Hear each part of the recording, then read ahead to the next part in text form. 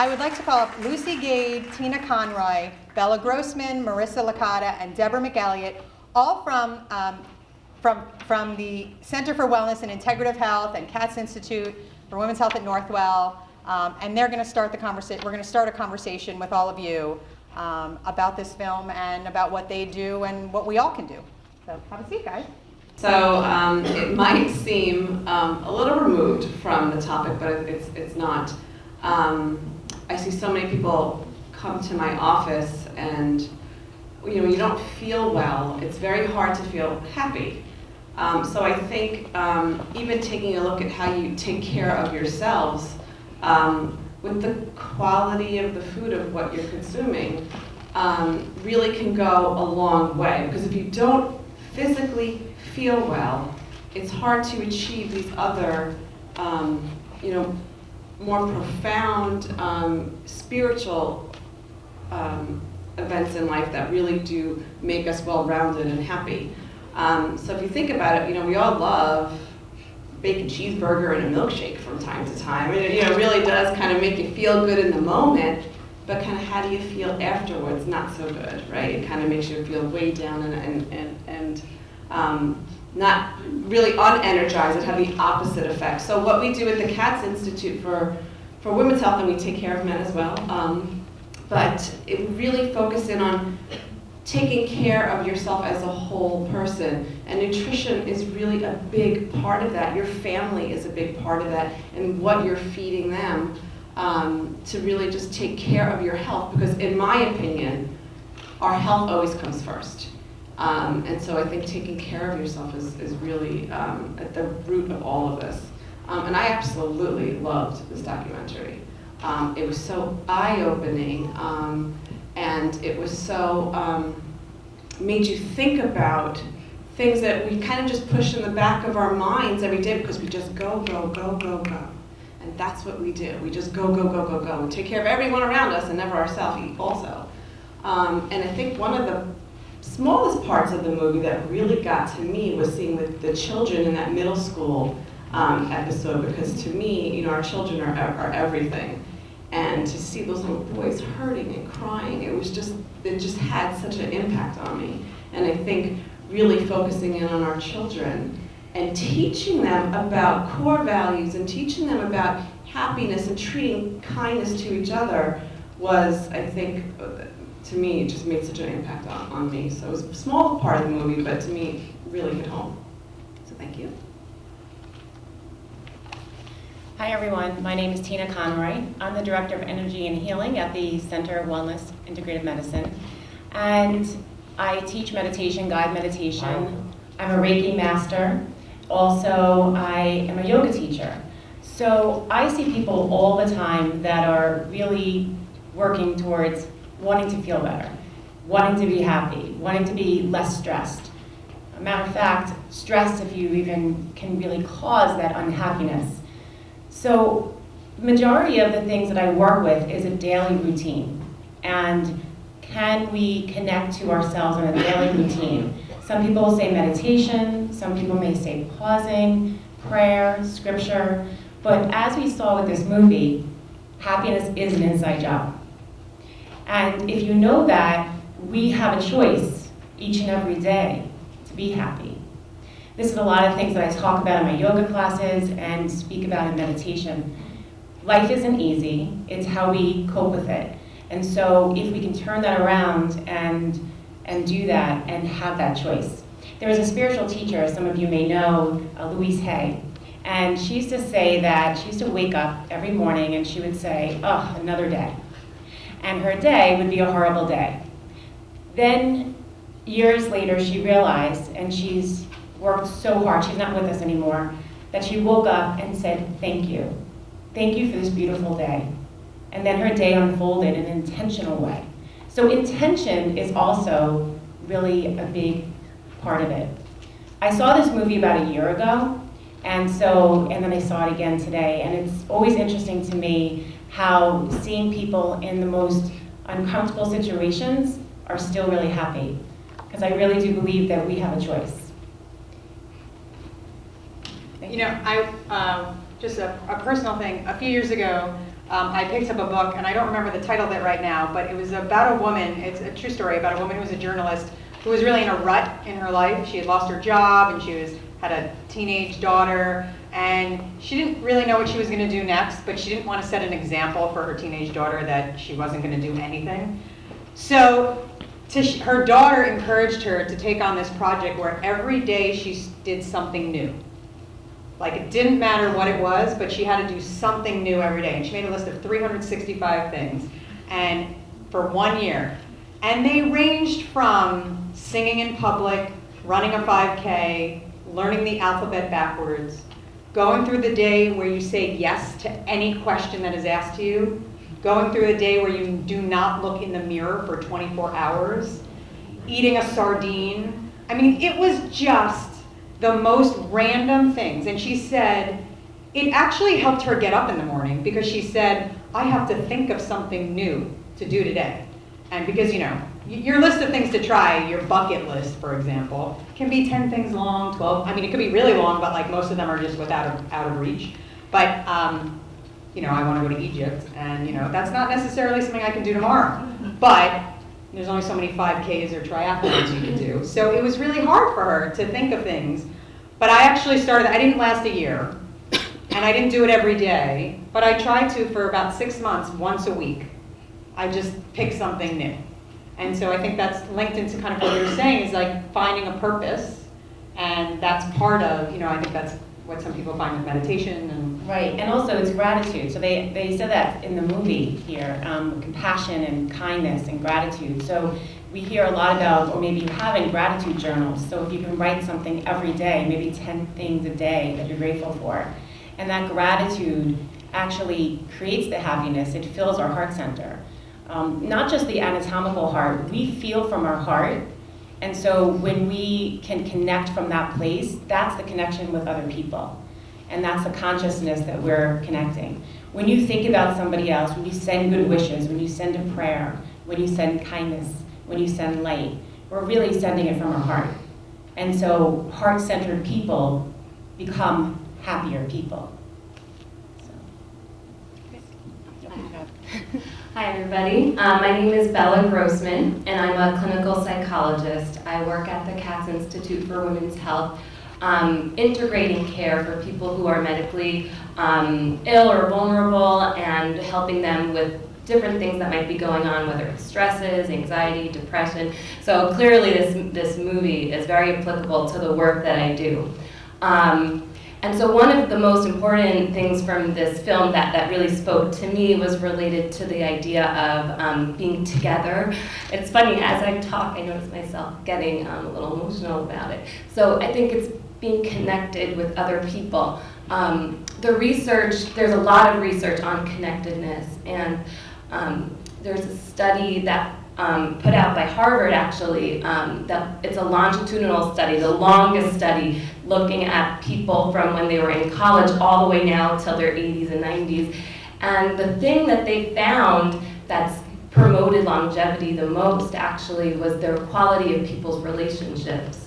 So again, I think that you don't have to have the most number of friends or family, but again, being connected with other people is really what makes us bring on that positive emotions, those feelings of happiness. And today when I was watching the film, I was noticing I have so many things going on in my life, as I'm sure everybody else does. And so I noticed I might have gotten distracted here and there. And so what I did was I tried to take a moment, as I'm sure my other colleagues will talk about, in something called mindfulness, and being in the moment, bringing my mind back to where I am right now, and just being so grateful that I'm here today to talk to you, realizing that there were up to 100 people, right, today? Yeah, more. More than 100 people all here together, and that felt really special, and that helped me bring me back to the moment too. So, and that's what actually brings me happiness today. So I want to thank you all for being here, listening, and being connected. Thank you. Hi, I'm Deborah McElliott. I'm the nurse practitioner, and I work with this wonderful team at Center for Wellness and Integrative Medicine in Roslyn. I'm an adult nurse practitioner and a holistic nurse practitioner. So my background started with cardiac surgery, where everybody's stressed because they're having heart attacks. happy when they're done with surgery. And it sort of evolved into how do we look at people from the whole perspective? How do we look at the whole person, the body, mind, and spirit, and recognize the importance of feelings such as happiness, gratitude, love, appreciation, and the impact that that has on healing. So I work very closely with Dr. Lucy Gade, who will introduce herself very shortly as our medical director.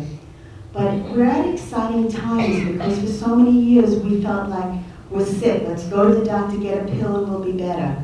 And now we know the huge impact that our own lifestyle plays on it. And I work with people at times where you would think they'd be very depressed and very sad. And I've even had people, choosing when they're going to hospice, saying to me, oh, I'm so happy, I'm picking a hospice right near where my daughter works. And you'd look at them and you'd say, how could anybody be happy making that kind of a choice? But you realize that happiness is so much more than the smile. We see the smile happy, and like, oh, put on a smile and you'll be happy. But we realize it takes work. And that's part of the joy of the work that we do, is working with people so that we can have whole person wellness. I saw this movie a while ago. I watched it again last week, and then last night I was at a benefit given by a family for a young girl that died when she was 13 from cancer. And they highlighted 5 stories that this foundation gave money to, and each of them was there. And they came forward with tons of little kids with issues, families with issues related to cancer, and every single one of them had such a smile on their face and was so filled with happiness, and they were enduring such really difficult things. So I guess when we look at these emotions that we're trying to deal with and make ourselves happy, make ourselves healthy, work on the healing process, like my colleagues had said, it really starts with our perception. And how are we looking at our life? Are we looking at what's the next problem that I need to solve? What's the next disease I need to get rid of? Or are we looking for the joy in the journey? And how can we be joyful and express gratitude and work from what we often say, appreciative standpoint of, what's our dream, what's our vision, what's our purpose, and how do we make that happen? So flipping it just a little bit, how one little change often leads to so much healing within ourselves. So I have to thank you again for letting us be a great part of this. I was here a couple of years ago when we did the Embrace Aging, and again, beautiful, beautiful stories that really feed our soul. Thank you. Okay, hi everybody. I don't feel like I'm loud enough. Am I loud? Just hold it a little closer. Okay, I feel like I'm going to eat it now. It's very close. Okay, Dr. Lucy Gade. I am the medical director at the Center for Wellness and Integrated Medicine, which falls under the Katz Institute for Women's Health through Northwell.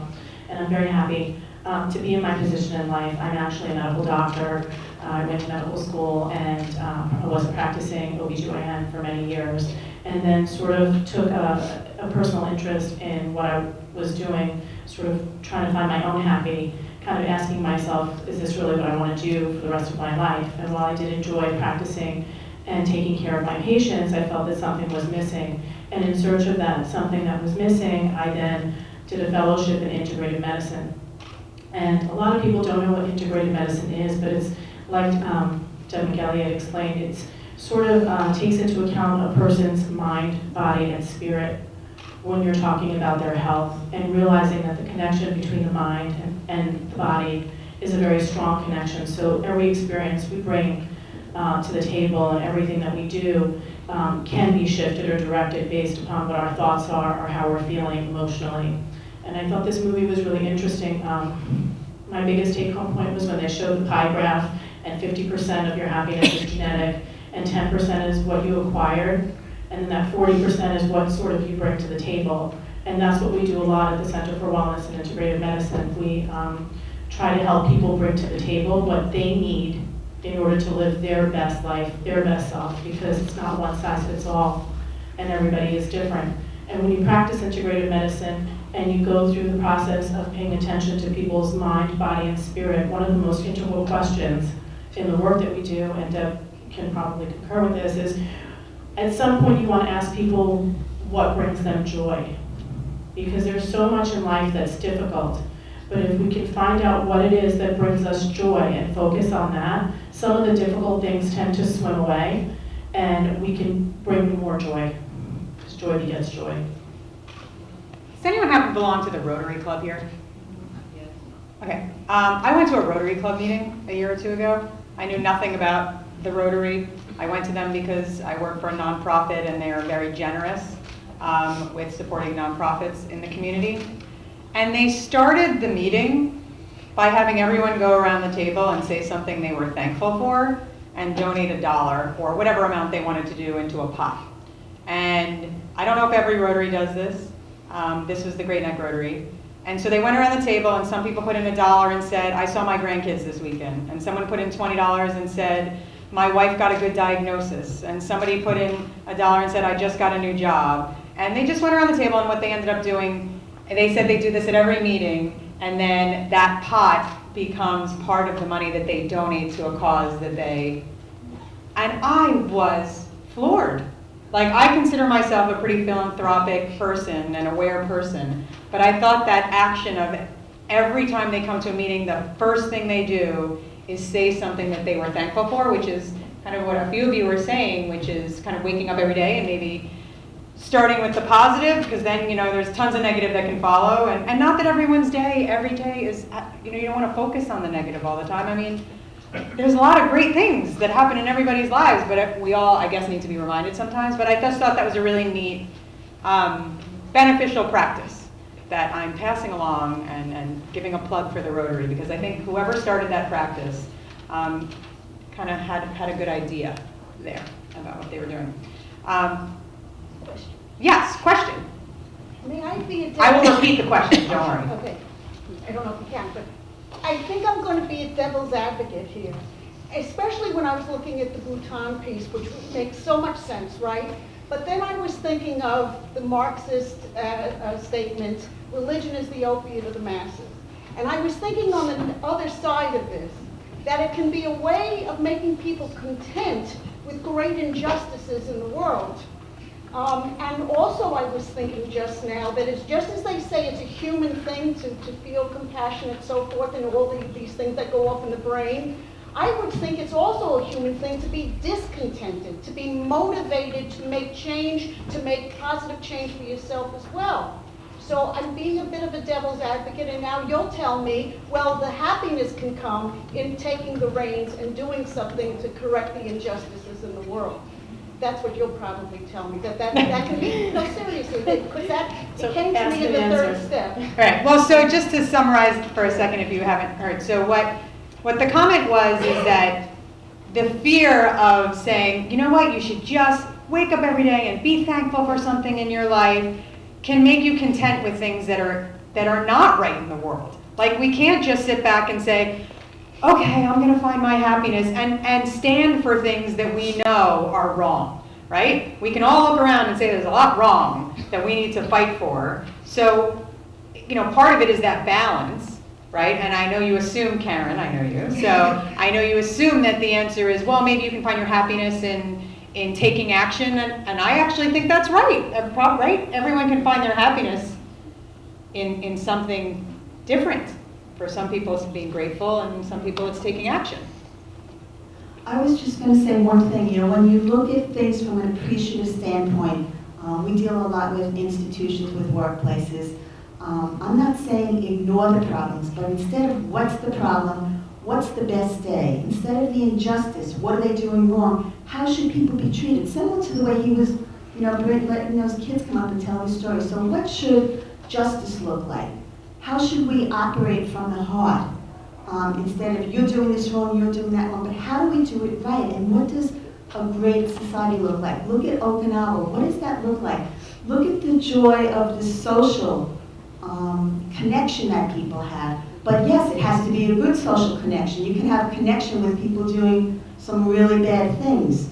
But I appreciate your point. You know, we work from an integrated perspective. We look at a lot of different cultures. When we look at traditional Chinese medicine, you have the yin and the yang. You can't have the good without the bad. Often you don't know complete joy unless you've had some suffering. You can't heal unless you've had something that you've suffered over. So it is this perspective that we need. The one point that I didn't mention, I think we've changed our approach from years ago in medicine and nursing, where we used to tell you what to do. So I'd say, go home, smile, make a list of things you love, do this, this, and this. And now we say to people, where do you want to begin? Like Dr. Gates said, what's important to you? What's your hope? What's your greatest hope? So hence you see this whole field of health and wellness coaching emerging, which is something that, a technique that we use a lot in our center, and it's a new specialty in nursing for those of you that are interested. But thank you for that question, because yes, life isn't all joy and bubbles, and we can't just think that we want things to be happy. We have to work at it.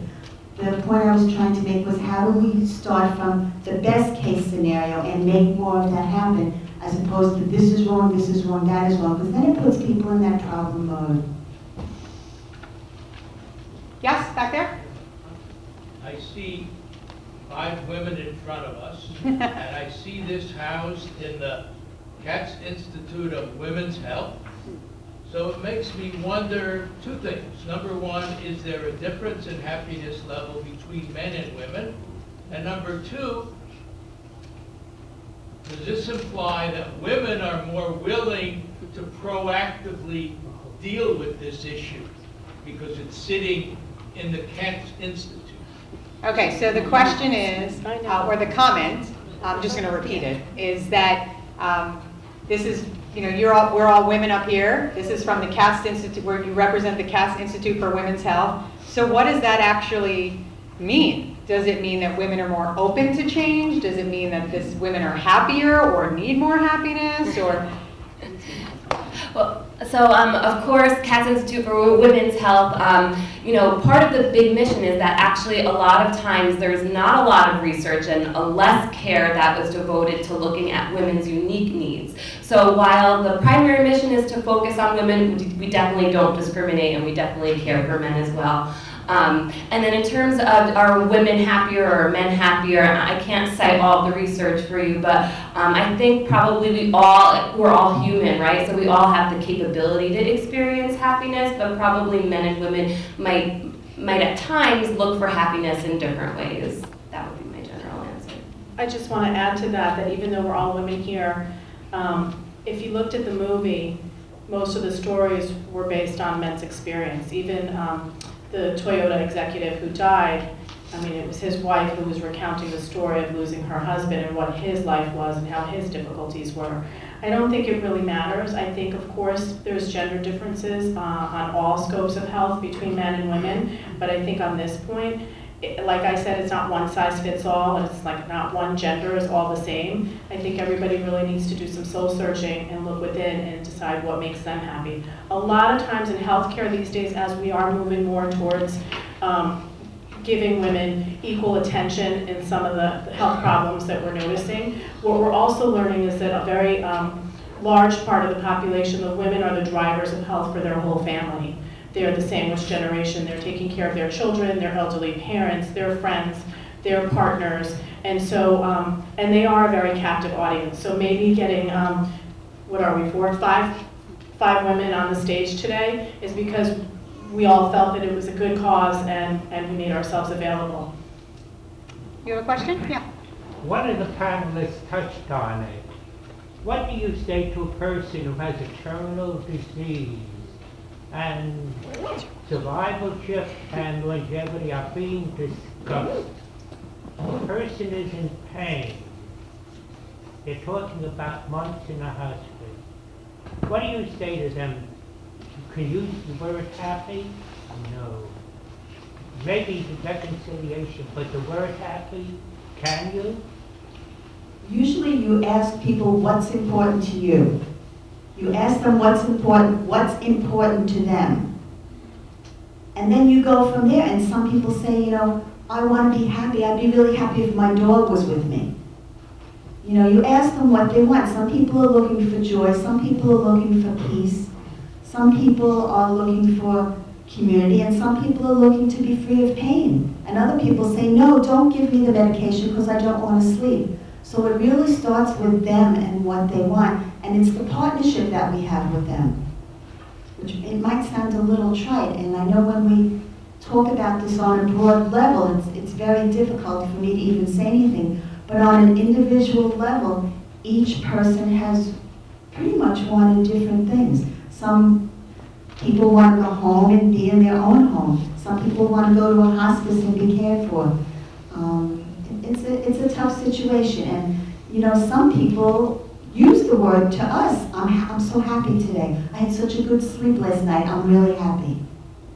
So it sounds like inconceivable, but yet look at the people on the film. Who would be happy in my world running, you know, pulling a rickshaw with those little flip-flops on in all kinds of weather? So again, it's a personal perception. What makes one person happy may not make someone else happy. But we start with what's important to them.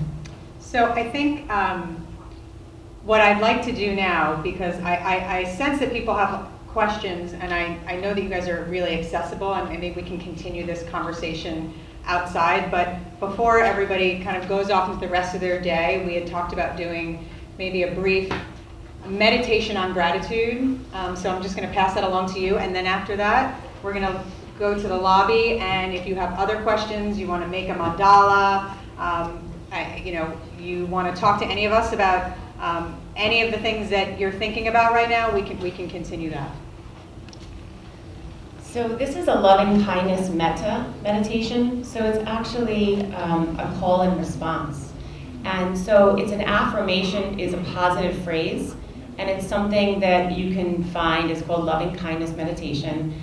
It's a call and response. And the phrase is, may I be happy, may I be healthy, may I be free from suffering. And then we do that 2 more times using we and us. So consciously, we're affirming our happiness, our health, and being free from suffering. So it'll be a call and response. If you can close your eyes, uncross your legs, placing your hands gently on your lap, and allow us to take a nice, long, slow, deep breath in. Exhale away. Allow your body to settle into this moment, relaxing your shoulders and your face. Bring some attention to your face and allow a smile to gently graze over. Take another deep breath in and exhale. Now feel connected to your heart center, the center part of your chest. This is the place of love and compassion, the place that we feel love, that we send love and kindness. And from this place, we will begin the loving kindness metta meditation. May I be happy. Repeat after me. May I be happy. May I be healthy. May I be healthy. May I be free from suffering. May I be free from suffering. Now go ahead and think of a person in your mind. May you be happy. May you be happy. May you be healthy. May you be healthy. May you be free from suffering. May you be free from suffering. And now we bring together full consciousness. This can be the whole world, the country, your community, your family, the state. May we be happy. May we be happy. May we be healthy. May we be healthy. May we be free from suffering. May we be free from suffering. And just take a moment, send out love, peace, and light from your heart outward.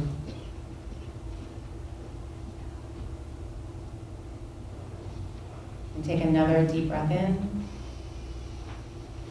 and exhale away. And gently feel free to come back to the room and open your eyes. Thank you, guys. Thank you very much. Thank you all for coming to share this morning with us, and we hope you'll continue talking to us and talking to your friends and neighbors that you've just met in the lobby. Have a wonderful day. Thank you.